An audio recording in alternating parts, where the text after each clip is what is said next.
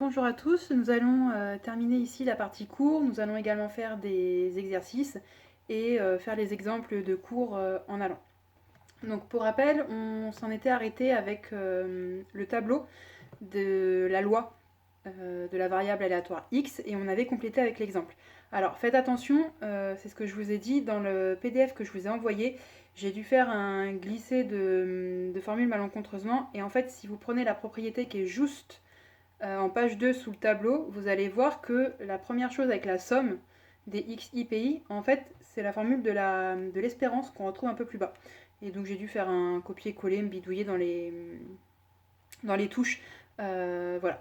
Donc la propriété qui est intacte, c'est soit P, la probabilité que x soit égal à x1 plus la probabilité que x soit égal à x2 plus et ainsi de suite. Et en fait, la somme de nos probabilités fait 1. C'est ce que je vous ai dit à chaque fois quand on a rempli le tableau. Quand j'additionne les probabilités, à la fin, je tombe sur 1. Et c'est pas xi fois pi qui va nous donner 1. Donc faites attention à ça. Alors, maintenant, on va passer au grand 2, à l'espérance, la variance et l'écart type d'une variable aléatoire. Il n'y a pas grand-chose à savoir, vous allez voir, il y a 3 formules à connaître. La formule de l'espérance, la formule de la variance et la formule de l'écart type. Et une fois que vous connaissez ces 3 formules et l'interprétation qu'on doit en faire, nous aurons terminé le cours sur les variables aléatoires. Alors, on va commencer par l'espérance et je vais vous lire la définition. Donc, on vous dit l'espérance mathématique d'une variable aléatoire x prend les valeurs x1, x2, xn avec les probabilités P1, P2, Pn. Et c'est le nombre qui est noté E de grand X. Ça veut dire que si on prend avec, on va faire un fois. Donc en fait, je vais faire x1 fois P1 plus x2 fois P2 plus x3 fois P3 et ainsi de suite. Et du coup, une autre façon de noter cette formule, c'est avec le symbole de la somme. Alors, mon espérance. Alors, je vais même carrément refaire le tableau qu'on avait dans l'exemple. Alors, c'était xi.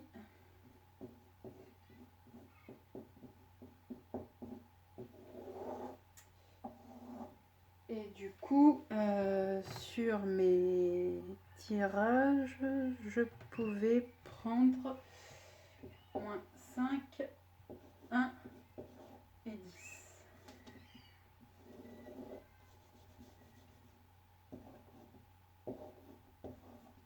Ça, c'était 2 sur 5. Ça, c'était 2 sur 5. Et ça, c'était 1 sur 5. Et vous voyez bien, c'est la somme des probabilités qui fait 1. Donc vous pouvez corriger largement le cours avec ça. Enfin, savoir quel cours je vous ai envoyé qui est correct. Alors, on vous dit que l'espérance, donc on le note E de x. Et du coup, c'est égal à xi fois pi. Donc ça va être égal à moins 5 fois 2 sur 5 plus 1 fois, bon, celui-là, il est vraiment capote, fois 2 sur 5 et 10 fois 1 sur 5. Et donc là, on a notre espérance. Ça, je peux le calculer, ça va tout me mettre sur 5, ce qui est égal à moins 5 fois 2, moins 10, plus 2 fois 1, 2, plus 10 sur 5, et ça me donne 2 sur 5. Donc mon espérance ici, c'est 2 sur 5.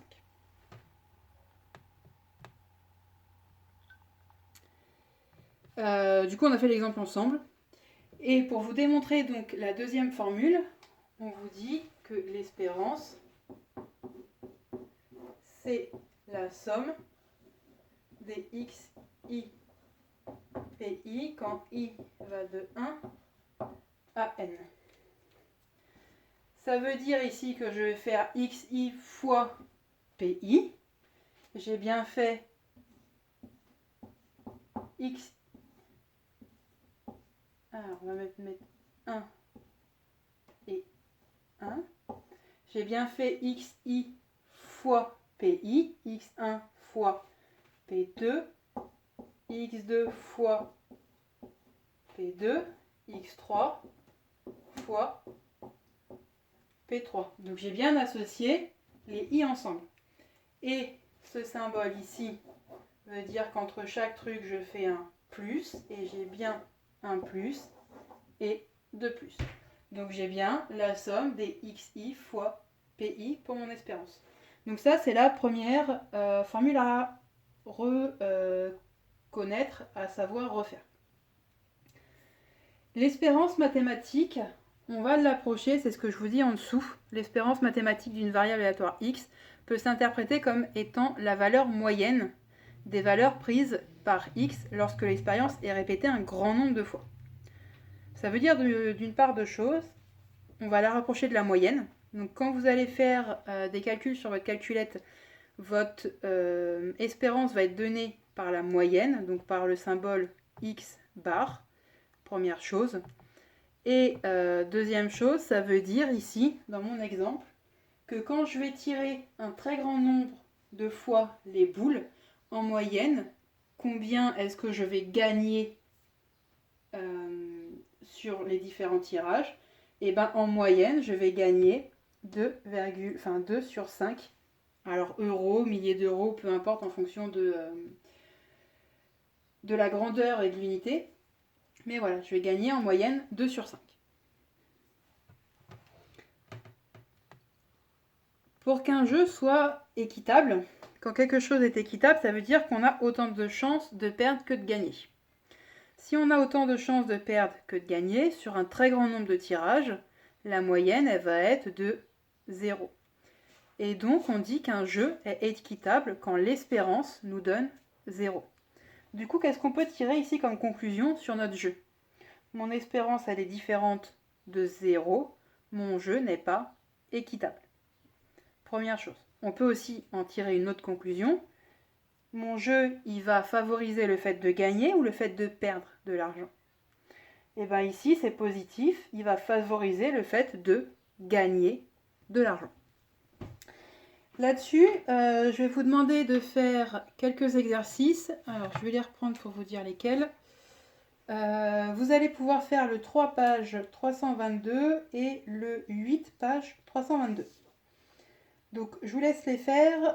Le 3, il vous faut un peu moins de 5 minutes pour le faire. Et le 8, il va vous falloir un petit peu moins de 10 minutes pour le faire. Donc, on va dire 15 minutes pour faire les deux exercices. Et ensuite, on corrige et on passe à la suite. Alors, pour le premier exercice, on nous demande de savoir si c'est équitable. Et donc, on sait que c'est équitable quand l'espérance est égale à 0. L'espérance, on sait que sa formule, c'est la somme des xi pi quand i va de 1 à n. Donc, quand je prends la totalité de mes probabilités. Et donc ici, mon espérance, ça va être 5 fois 1 sixième, plus 0 fois 1 quart, plus moins 2 fois 7 douzièmes. Ça nous donne 5 sixièmes moins 14 douzièmes. Et ça me donne que c'est égal à moins 1 tiers. L'espérance est différente de 0. Ça veut dire que le tirage, le jeu n'est pas équitable. Et ici, on va plutôt être avec du moins sur de la perte. On va perdre de l'argent, on va perdre des choses en fonction de l'énoncé. Mais voilà, quand c'est moins, on est vraiment sur de la perte. Donc, je vous laisse faire le deuxième. Et pareil, on reprend et on corrige ensemble. Alors, dans cet exercice, on sait que c'est équitable quand, toujours pareil, l'espérance est égale à 0. On a le tableau là. On sait que notre espérance, sa formule, c'est la somme des xi pi quand i va de 1 à n. Et on cherche A et B pour que notre espérance soit égale à 0. Donc en fait, on cherche E Alors on cherche A et B pour que E de x, si je développe sa formule, c'est A fois 1 sixième plus 2 fois 1 tiers plus 5 fois B soit égal à 0. Alors, on peut aller un peu plus loin. Ici, nos probabilités au maximum, il faut qu'elles fassent combien? Alors, on va même encore aller plus loin, c'est pas au maximum, c'est la somme de mes probabilités doit faire combien? Là, tout ça, ça doit être égal à 1. Donc, je peux trouver B ici. B, ça va être 1 moins 1 sixième moins 1 tiers. Donc B, ça va être 1 moins, si je passe sur 6 ici, ça fait 1 moins 2 sur 6 et sur 6. Et donc B, c'est égal à moins 1, moins 2, moins 3, moins 3 sixièmes. Donc il me reste 3 sixièmes. Je ne sais pas si c'est bien clair, je vais le redétailler avec un truc en plus. 1, c'est 6 sur 6, moins 3 sur 6, et ça me fait bien qu'il me reste 3 sixièmes. Et ça me donne un demi. Donc je peux remplacer B par 1 demi. Et donc ici, je peux remplacer B par 1 demi. Il me reste donc plus que le A à chercher. Alors, je vous laisse prendre. Si vous avez besoin, faites pause.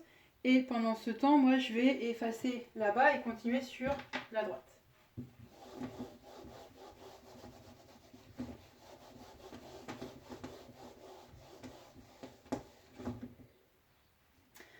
Du coup, mon espérance, ça va être A fois 1 sixième, donc A sixième, plus 2 fois 1 tiers, 2 tiers, plus 5 fois 1 demi, 5 demi, et tout ça doit faire 0.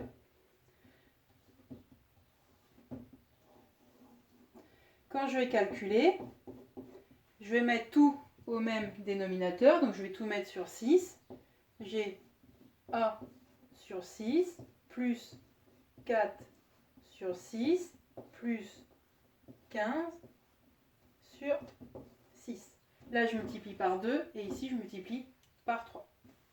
Et tout ça me fait encore 0. J'ai donc que A sur 6 plus 19 sur 6 me donne 0. Je vais faire passer tout ça de l'autre côté. Je vais donc avoir 19 sur 6 qui est égal à A sur 6, à moins A sur 6. Pour enlever le 6, je multiplie ici par 6. Je vais multiplier du coup ici par 6. Et j'ai donc que 19 est égal à moins A. Et donc A est égal à moins 19. Et du coup, je peux remplacer ici par moins 19.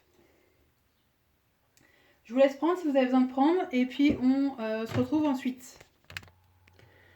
Alors, du coup, on va terminer avec la variance et l'écart type. L'écart type, ça doit vous parler puisque vous avez vu l'écart type dans les chapitres des statistiques. On vous parlait d'écart type à l'époque. Alors là, je vais commencer par la variance et vous allez voir qu'en fait, notre écart type ici, c'est le même, écrit différemment, mais c'est le même que celui sur les statistiques. Alors, la variance. La variance d'une variable aléatoire x est notée v de x et c'est le nombre donné par un gros machin. Ça, je vais vous le donner juste après. On vous dit que l'écart type d'une variable aléatoire, notée sigma, et donc ça, vous l'avez déjà vu en statistique. Ici, on le note sigma x pour montrer que c'est lié à une variable. C'est égal à la racine de la variance. Donc, on a que sigma x, c'est égal à la racine de ma variance.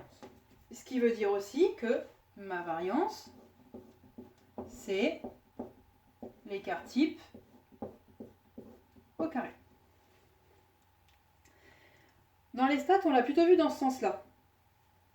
Après, que vous l'ayez vu dans un sens ou dans un autre, ça ne change pas grand-chose. Mais c'est vrai que globalement, quand on parle de stats, on vous dit que c'est la variance qui est l'écart type au carré. Quand on va parler de variables aléatoires, on va plutôt vous dire que la variance, c'est la racine carrée de... Pardon, que l'écart type, c'est la racine carrée de la variance. Donc ici, on met au carré et ici, on fait une racine. Et en même temps, ça nous va assez bien parce que la racine et le carré, ça y est. Alors, si je prends la définition de la variance, ça va être égal à... Vous pouvez inverser les termes. Donc moi ici, je vais mettre volontairement PI devant, puisque dans votre cours, je l'ai mis derrière. C'est un fois. Donc que je fasse 3 fois 4 ou 4 fois 3, cela ne revient exactement à la même chose. Et donc c'est la somme. Donc je vais avoir un plus des PI XI moins mon espérance au carré. Ça, c'est ma variance. Ça veut dire que mon écart type, ça va être égal à la racine de ma somme des PI XI moins EX au carré. Et du coup, ici, on a l'écart type et la variance. Là, je peux encore une fois le développer, puisque je vais avoir ici que c'est égal, en fait, à P1 x1 moins EX au carré, plus P2 x2 moins EX au carré. Et vous faites attention, c'est bien x1 moins EX qui est au carré. Et ici, ainsi de suite. L'écart type et la variance nous donnent des informations, cette fois-ci, sur la dispersion des valeurs autour de la moyenne. Pourquoi autour de la moyenne? Autour de l'espérance, parce qu'en fait, on fait ici quelque chose moins l'espérance, on fait quelque chose moins la moyenne. Donc on va avoir une dispersion des valeurs. Je vous laisse faire l'exemple de calculer la variance et l'écart type sur notre histoire de boule qu'on a tirée avec les variables, avec la variable, pardon, et ensuite on corrige ensemble. Vous en avez pour 5 minutes à peu près pour faire les deux calculs. Alors j'ai refait le tableau, on avait trouvé comme espérance 2 sur 5 et donc nous allons calculer la variance. Pour rappel, la variance c'est la somme des PI XI moins EX au carré et pour les I allant de 1 à N. Donc ici je vais avoir que ma variance est égale à la somme, donc j'aurai des plus, PI 1/5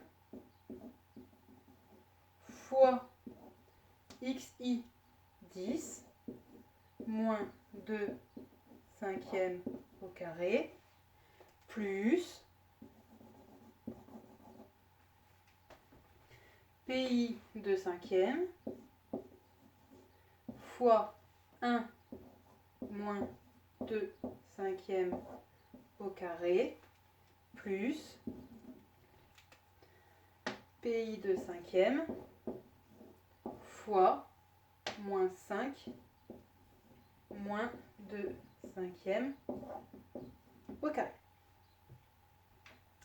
Du coup, je vais repartir sur le haut, donc je vais effacer mon tableau ici avec mon espérance pour pouvoir faire les calculs.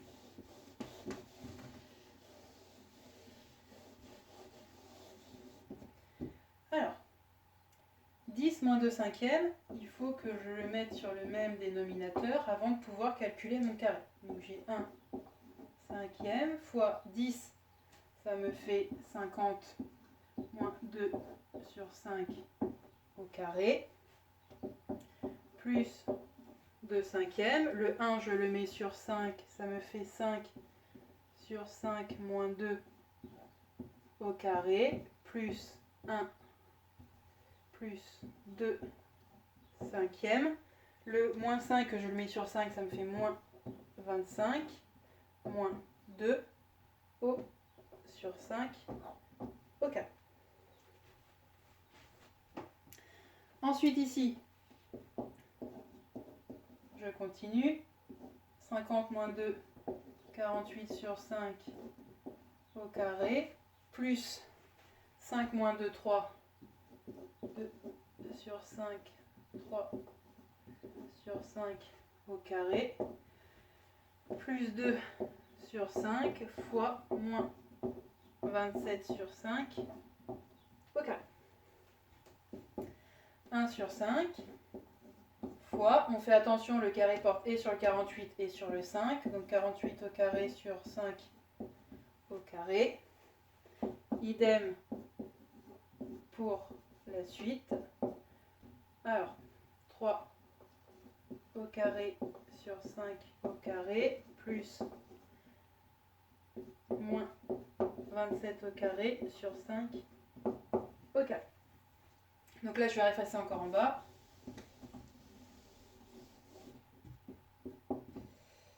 Alors, 5 au carré, ça me donne 25. Le 48, par contre,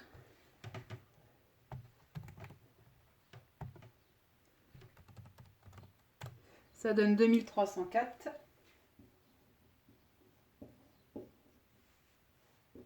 Plus 3 au carré, ça donne 9. Et le 5 me donne toujours 25. Plus 2 sur 5 fois le 5 au carré me donne toujours 25. Le moins 27, le moins va donner plus. Et donc je vais avoir 27 au carré qui donne 729.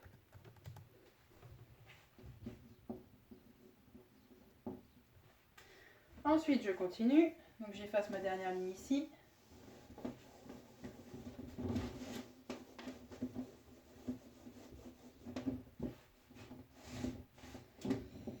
Une fois 2304, ça donne 2304. J'ai du 5 fois 25, 5 fois 25, 5 fois 25, tout est au même dénominateur, donc je peux tout mettre au même dénominateur. 5 fois 25 me donne 125. 2 fois 9, 18. Et 2 fois 729. 2 fois 9, 18. Je retiens 1. 2 fois 2, 4 et 1, 5. Et 2 fois 7, 14. Ensuite, j'additionne tout ça et je divise par 125. Donc là, je vais le faire directement à la calculette. Alors, on a dit 2304 plus 18 plus 1458 et divisé par 125. Et ça vous donne 30,24. Donc là, ici, on a calculé la variance. Je vais effacer le début du tableau et on va calculer l'écart type.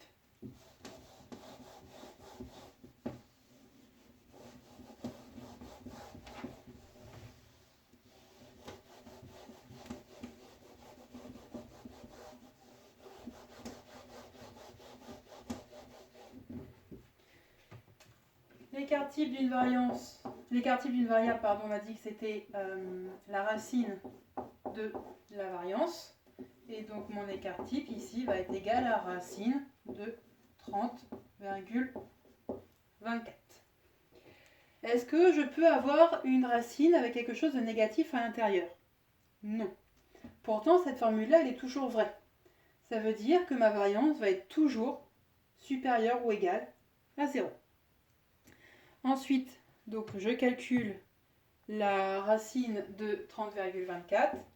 Et ça, alors, approximativement, ça va être entre 5 et 6, puisque la racine de 25, ça donne 5. La racine de 36, ça donne 6. Et donc, on va être entre 5 et 6. Et ici, précisément, on est à 5, 49, 9, donc à 5, 50. Et voilà. Du coup, vous savez comment calculer une variance, un écart type et une espérance. La vidéo, on va l'arrêter ici. Je vais vous demander pour mercredi matin de préparer des exercices. On en corrigera une partie sur l'heure et ensuite sur les autres qu'on n'aurait pas eu le temps de traiter, je vous enverrai juste une correction papier. Du coup, préparez-les au mieux, on avancera plus vite mercredi matin et du coup, vous aurez plus de chances d'avoir compris et moins à regarder sur la correction papier. Donc, dans ce à travailler, il y aura le 28 page 327, il y aura le 51 page 329, le 74 page 333 et le 80 page 334. Donc ça vous en fait 4. Il y en a certains qui sont assez rapides.